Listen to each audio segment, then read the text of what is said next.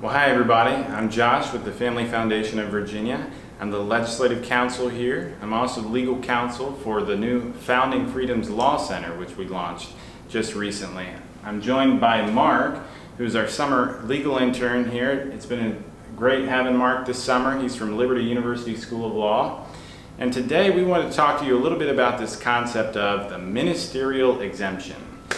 And you may have heard that and have no idea what it is, but we want to talk a little bit about that today. The context for this issue is that, generally speaking, non-discrimination laws say you can't discriminate in employment based on certain characteristics.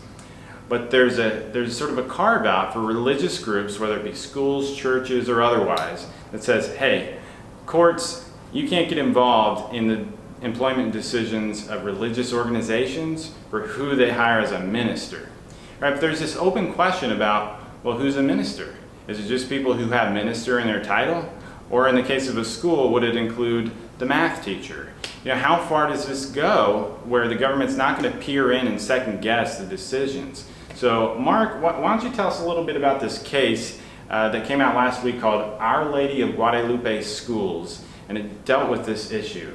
Yeah, the case specifically stated that the court would not interfere with decisions for teachers that are responsible for instructing in the faith.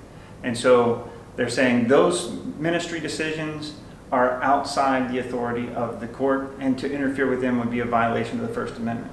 And it then went a little bit broader than that, though, because it made it clear that there's not going to be a clear test, a rigid test for what is a minister. So it left that open, and it used language that described the minister as one that's essential to the central mission of a ministry.